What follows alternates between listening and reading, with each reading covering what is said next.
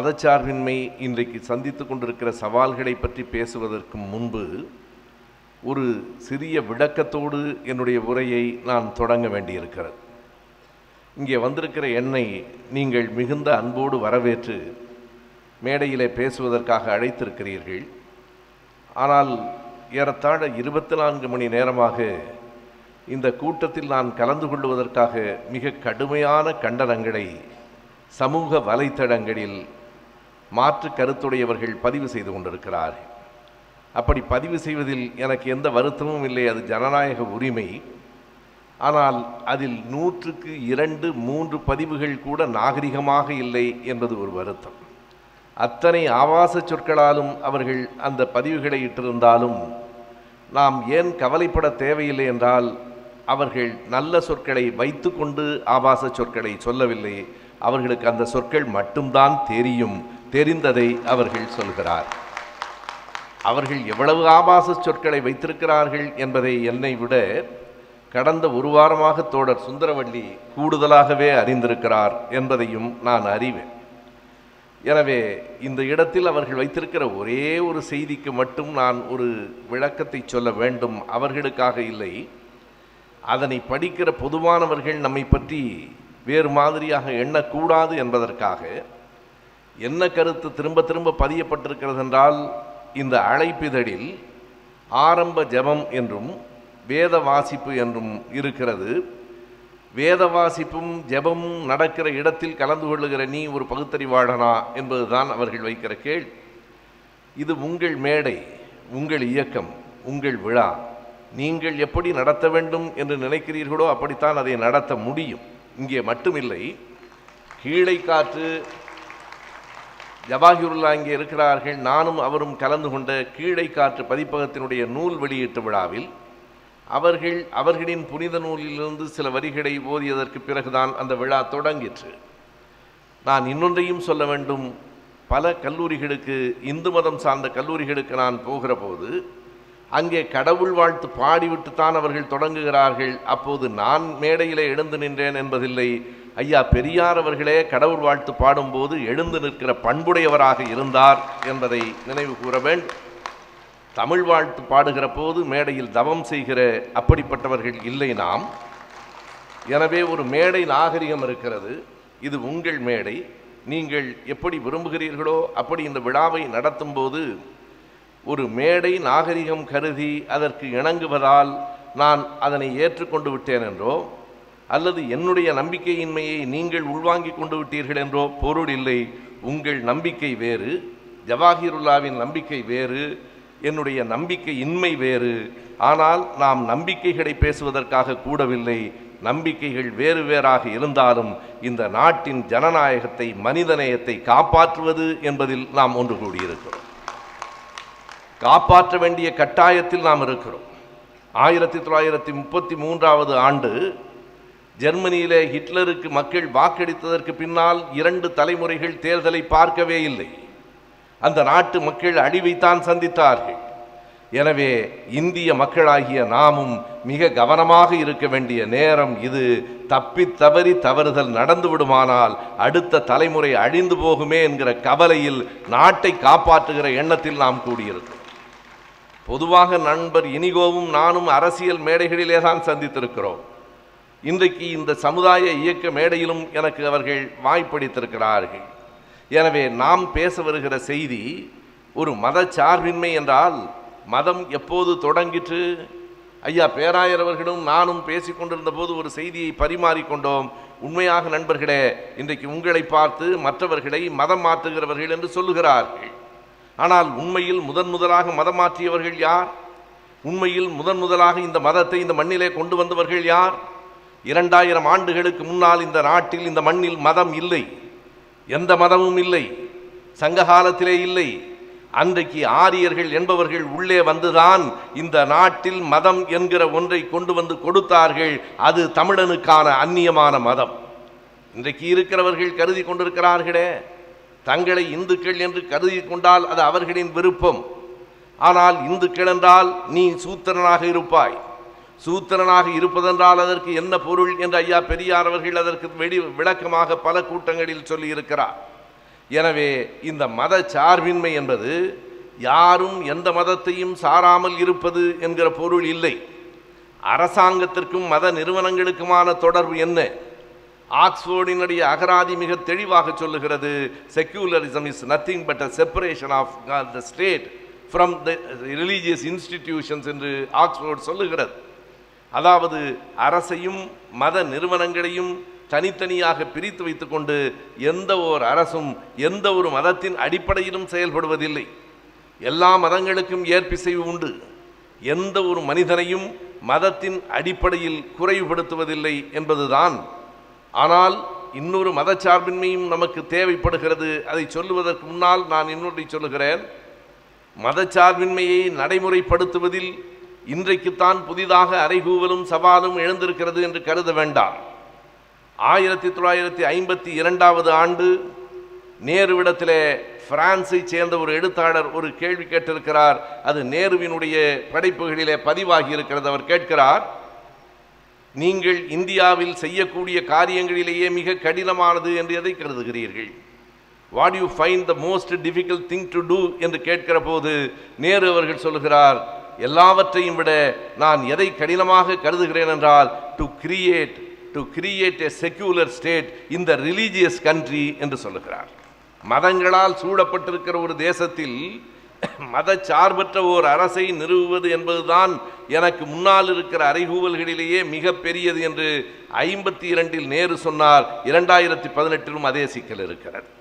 ஆனால் இன்றைக்கு திட்டமிட்டு மத சார்பின்மை என்பதை அரசமைப்பு சட்டத்திலிருந்தே நீக்கிவிட வேண்டும் என்று முயற்சிக்கிறார்கள். அதற்காகத்தான் நம்முடைய மனிதநேய மக்கள் கட்சி அவர்கள் திருச்சியில் நடத்திய அந்த மாபெரும் மாநாடு. அந்த மாநாட்டிற்கு நான் கலந்து கொள்ள முடியவில்லை. திருச்சியிலேயே இன்னொரு நிகழ்ச்சியிலே இருந்தேன். ஆனாலும் விமான நிலையத்தை கடந்து வருகிற போது அந்த வெள்ளம் போல் கூட்டத்தை நான் பார்த்தேன். அந்த மாபெரும் மாநாடு எதற்காக நடத்தப்பட்டதென்றால், இந்தியாவில் நெருக்கடி நிலை காலத்தில் கொண்டு வரப்பட்ட ஒரு நல்ல செய்தி அல்லது ஒரே ஒரு நல்ல செய்தி என்று நான் கருதுவது, இந்திய அரசமைப்பு சட்டத்திலே அந்த செக்யூலர் என்கிற சொல் சேர்க்கப்பட்டதுதான். இது ஒரு மதச்சார்பற்ற நாடு என்கிற அந்த தொடர் சேர்க்கப்பட்டது. இந்த அரசு மதச்சார்பற்றது. ஆனால் இன்றைக்கு அதனை நீக்கிவிட வேண்டும் என்பதற்கான பல்வேறு முயற்சிகளை இப்போது இருக்கிற அரசு எடுத்து கொண்டிருக்கிறது. எப்படியாவது மதச்சார்பின்மையை நீக்கிவிட வேண்டும் என்று நினைக்கிறது. எனவே மதச்சார்பின்மையை ஒரு நாளும் நீக்கிவிடக்கூடாது. அவரவர் மதங்களில் இருந்தாலும் நாம் நல்ல சகோதரர்களாக இருக்க வேண்டும் என்கிற நல்ல எண்ணத்திலே தான் இந்த இயக்கம் இந்த மாநாட்டை கூட்டி என்னை இந்த தலைப்பிலே பேச அழைத்திருக்கிறது என்று நான் நம்புகிறேன். இது நமக்குள்ளான மோதலை உருவாக்குகிற அமைப்பு இல்லை. நமக்குள் மோதல்கள் இருக்கக்கூடாது. நம்பிக்கைகள் நம் வாழ்க்கையை நம் நட்பை பிரித்துவிடக்கூடாது என்கிற அடிப்படையிலே தான் இந்த மாநாடு கூட்டப்பட்டிருக்கிறது. ஒன்றை நான் அழுத்தமாக சொல்கிறேன் நண்பர்களே, மத நம்பிக்கை என்பது வேறு, மதவாதம் என்பது வேறு. மத நம்பிக்கை கூடாது என்று நான் சொல்ல முடியாது. அது அவரவர் நம்பிக்கை, அவரவர் அனுபவம், அவரவர் வாழ்க்கை. உங்கள் நம்பிக்கையில் நான் எப்படி குறுக்கிட முடியும்? யாருடைய நம்பிக்கையிலும் நான் எப்படி குறுக்கிட முடியும்? மத நம்பிக்கை என்பது வேறு, ஆனால் மதவாதம் என்பது வேறு. நீ வேறு எந்த மதத்தையும் நம்பக்கூடாது. என்னுடைய மதம் மட்டும்தான் இந்த மண்ணிலே வாழ வேண்டும் என்று சொல்லுகிறேன். இந்தியாவினுடைய பன்மைத்துவத்தை அழித்து விடுகிறேன். பல்வேறு தேசிய இனங்கள், பல்வேறு மொழிகள், பல்வேறு மதங்களை கொண்டிருக்கிற நாட்டில் ஒரே நாடு ஒரே பண்பாடு என்பதை விட ஒரு கருத்தியல் வன்முறை வேற எதுவும் இருக்க முடியாது. அது எப்படி ஒரே பண்பாடாக ஆக முடியும்? ஒன்றை நான் எண்ணி பார்க்கிறேன். மதம் என்பது 2 கூறுகளை உடையது. ஒன்று நம்பிக்கை சார்ந்தது, இரண்டாவது அந்த நம்பிக்கையின் அடிப்படையில் கட்டமைக்கப்படுகிற பண்பாடு சார்ந்தது. நம்பிக்கையின் அடிப்படையிலே ஒரு பண்பாடு கட்டமைக்கப்படுகிறது. ஒவ்வொரு மதத்துக்கும் ஒரு பண்பாடு இருக்கலாம், ஒவ்வொரு தேசிய இனத்துக்கும் ஒரு பண்பாடு இருக்கலாம். நம்பிக்கையின் அடிப்படையிலே கட்டமைக்கப்படுகிற பண்பாடு இருக்கிறதே, அந்த பண்பாடு பல்வேறு நம்பிக்கைகள் இருக்கிற நாட்டில் பல்வேறு பண்பாடுகள் இருக்கத்தான் செய்யும். ஆனால் ஒரே பண்பாடு என்று சொல்லுவதன் மூலம் அவர்கள் என்ன சொல்ல வருகிறார்கள் என்றால், உங்கள் பண்பாட்டை, உங்கள் நம்பிக்கையை நாங்கள் அழிக்கப் போகிறோம் என்பதைத்தான் ஒரே நாடு ஒரே பண்பாடு என்கிறார்கள். இது ஒரே நாடாக இருக்க வேண்டுமானால் பல்வேறு பண்பாடுகளை கொண்டதாக இருக்க வேண்டும் என்பதை நாம் வலியுறுத்துகிறோம். நீ ஒரே பண்பாடு தான் இருக்க வேண்டுமென்றால் ஒரே நாடு இருக்குமா என்கிற கேள்வியை எழுப்ப வேண்டிய கட்டாயத்தை நீதான் எங்களுக்கு உருவாக்குகிறாயே தவிர நாங்கள் அதை எழுப்பவில்லை. இந்த இடத்தில் இன்னொன்றை நான் குறிப்பிட வேண்டும். மற்றவர்களை பற்றி மட்டுமல்ல, நம்மை பற்றியும் நாம் பேசுவதற்கு இந்த அரங்கம் பயன்பட வேண்டும் என்பதற்காக மிகுந்த உரிமையோடு உங்கள் முன்னால் ஒரு செய்தியை நான் முன்வைக்க விரும்புகிறேன். நான் சொன்னேன், ஒவ்வொரு மதத்துக்கும் ஒரு நம்பிக்கை உண்டு. அந்த நம்பிக்கையின் அடிப்படையில் கட்டமைக்கப்படுகிற பண்பாடு உண்டு என்று சொன்னேன். நீங்கள் நம்பிக்கையை மாற்றி கொண்டிருக்கலாம், ஆனால் கிறிஸ்தவ சமூகத்தில் பலர் இன்னமும் இந்து பண்பாட்டை மாற்றிக்கொள்ளாமல் இருக்கிறீர்களோ என்கிற ஐயமும் கவலையும் எனக்கு உண்டு. இதை நான் வெளிப்படையாக இந்த மேடையில் சொல்லாமல் வேறு எந்த மேடையில் சொல்லுவது? அதற்கு என்ன அடையாளம், என்ன சான்று? எதற்காக இதனை நான் குறிப்பிடுகிறேன் என்றால், நீங்கள் எப்போது உண்மையான கிறிஸ்தவர்கள் ஆவீர்கள் என்றால், நான் கிறிஸ்தவன் இல்லை, இஸ்லாமியன் இல்லை, மனத்தின் அடிப்படையில் இந்து இல்லை, சட்டத்தின் அடிப்படையில் எனக்கு ஒரு முத்திரை குத்தப்பட்டிருக்கிறதே தவிர நான் எந்த மதத்தையும் சார்ந்தவன் இல்லை. ஆனால் நீங்கள் ஒரு மத நம்பிக்கையில் கிறிஸ்தவனாக ஆகியிருக்கிறோம் என்று நீங்கள் கருதுவீர்களானால் அது நம்பிக்கை சார்ந்ததாக மட்டுமில்லாமல் உங்கள் பண்பாடு சார்ந்ததாகவும் இருக்க வேண்டும். என்ன பண்பாடு? என்றைக்கு சாதிய பண்பாடு உள்ளே இருக்கிறதோ அன்று வரையில் நீங்கள் கிறிஸ்தவர்கள் இல்லை என்பதை நான் சொல்ல விரும்புகிறேன். நான் சொல்லுவதில் உங்களுக்கு சிலருக்கு உடன்பாடு இல்லாமல் கூட இருக்கலாம். ஏனென்றால் நாம் அறிந்த வரையில் 2 பண்பாடுகள் உண்டு. ஒன்று சாதிய பண்பாடு, இன்னொன்று சமத்துவ பண்பாடு. அனைவரையும் சமம் என்று யார் கருதுகிறானோ அவனே சமத்துவ பண்பாட்டுக்கு உரியவன். ஏன் நான் இப்படி வெளிப்படையாக உங்கள் அரங்கில் உங்களை பற்றி விமர்சனத்தை வைக்கிறேன் என்றால், எனக்கு நேர்ந்த அனுபவங்களை கொண்டு நான் அந்த விமர்சனத்தை வைக்கிறேன். நாகர்கோயிலுக்கு தெற்கே நான் போகிற போது நடந்த செய்தி நான் ஏற்கனவே இதனை ஒரு கூட்டத்தில் பதிவு செய்திருக்கிறேன். ஆனால் இப்போது மீண்டும் அதை சொல்ல விரும்புகிறேன். நாகர்கோயில் தாண்டி சுசீந்திரத்துக்கு அருகில் அங்கே இருக்கிற தோப்பூருக்கு பக்கத்தில் இருக்கிற ஒரு சின்ன சிற்றூருக்கு நான் போனேன். எதற்காக என்றால், நான் இடத்தை சொல்லுகிறேன். அந்த ஊருக்கு போகிற போது அது மிக மிக சிறிய ஊர். அந்த ஊருக்கு ஒரே ஒரு பாதை இருக்கிறது. இந்த பக்கமும் அந்த பக்கமும் வீடுகள் இருக்கின்றன. நான் அந்த ஊருக்கு போனதனுடைய நோக்கம், என்னுடைய அப்பாவினுடைய நண்பர் சுயமரியாதை இயக்கத்திலே தொண்டாற்றியவர் அந்த ஊரிலே இருக்கிறார் என்று கேள்விப்பட்டு, இருப்பாரா என்று தெரியாது, ஆண்டுகள் ஓடிவிட்டன. இருந்தால் பார்க்கலாம் என்கிற நோக்கத்தோடு போனேன். அந்த ஊரை விட்டு இறங்கிய உடனே இருந்த நண்பர்களை பார்த்து கேட்டேன். நடந்த செய்தியை அப்படியே நான் பதிவு செய்கிறேன். நண்பர்களே, ஆரோக்கியசாமி என்று ஒரு பெரியவர் இந்த ஊரில் இருக்கிறாரா என்று கேட்டேன். அவர்கள் திரும்ப என்னை பார்த்து ஒரு கேள்வி கேட்டார்கள். அவர் வெள்ளாடரா நாடாரா என்று கேட்டார்கள். நான் சொன்னேன், அது எனக்கு தெரியாது. எதற்காக அந்த கேள்வியை கேட்கிறீர்கள் என்றேன். அந்த ஊரில், ஒரு சின்ன ஊரில் 2 தேவாலயங்களை நான் பார்த்தேன். ஒன்று பிள்ளைமார்களுக்கானது, இன்னொன்று நாடார் சமூகத்திற்கானது. அந்த தேவாலயத்திற்கு இவர்கள் போக மாட்டார்கள், இந்த தேவாலயத்திற்கு அவர்கள் வரக்கூடாது. எனவே நீங்கள் எந்த சமூகத்தை சார்ந்தவர் அவர் என்று சொன்னால் அவர் எந்த பக்கத்தில் தேடலாம் என்று நாங்கள் சொல்லுவோம். இந்த பக்கம் நாடார் சமூகத்தினர் இருக்கிறார்கள், இந்த பக்கம் வெள்ளாளர்கள் இருக்கிறார்கள் என்ற போது நான் கேட்டேன், சரி எந்த பக்கம் கிறிஸ்தவர்கள் இருக்கிறார்கள் என்று கேட்டேன். இந்த பக்கம் பிள்ளைமார் இருக்கிறார்கள், அந்த பக்கம் நாடார் இருக்கிறார்கள் என்றால், நண்பர்களே, எந்த பக்கம் கிறிஸ்தவர்கள் இருக்கிறார்கள்? ஏனென்றால் நீங்கள் கிறிஸ்தவன் என்றால் உங்களுக்கு சாதி இருக்கக்கூடாது. சாதி இருந்தால் அவர்கள் கிறிஸ்தவர்கள் இல்லை. இதனை பயன்படுத்தி கொண்டுதானே இன்னமும் தலித் கிறிஸ்தவர்களுக்கான இடஒதுக்கீடு வழங்கப்படாமல் இருக்கிறது. நீ கிறிஸ்தவன் என்கிற தலித் என்கிற அந்த இழிவை துடைப்பதற்காக என்றைக்கு நான் மதம் மாறினேனோ அன்றைக்கு என்னுடைய இழிவு போயிற்று என்று இங்கே வந்ததற்கு பிறகு மறுபடியும் அதே சாதிய இழிவு தொடருமானால், சாதியின் அடிப்படையிலே நாம் வேறுபட்டு நிற்போமானால், எதிரியை எதிர்ப்பதற்கு நாம் போதுமான ஆயுதங்களை கையில் ஏந்தவில்லை என்று பொருள். ஒன்றை மட்டும் நான் அடித்தடத்தோடு சொல்கிறேன் நண்பர்களே, இது நாகர்கோயிலிலே மட்டுமில்லை, சிவகாசியில் சாட்சியாபுரம் என்கிற பகுதியில் நான் நேராக பார்த்ததை சொல்கிறேன். ஒரே தெருவில் 2 தேவாலயங்கள் இருக்கின்றன. இது தாழ்த்தப்பட்டவர்களுக்கானது என்று சொன்னால், தாழ்த்தப்பட்டவர்கள் கிறிஸ்தவர்கள் ஆனதற்கு பிறகும் அவர்கள் தாழ்த்தப்பட்டவர்களாக இருக்கலாமா? இன்னொன்றையும் நான் கேட்கிறேன், இந்து மதத்தையும் சாதியையும் பிரிக்கவே முடியாது நண்பர்களே.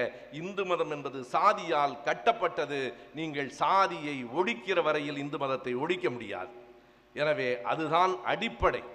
அதை வைத்து கொண்டுதான் இந்து மதம் என்பது சாதிய பண்பாட்டால் கட்டப்பட்டிருக்கிறது.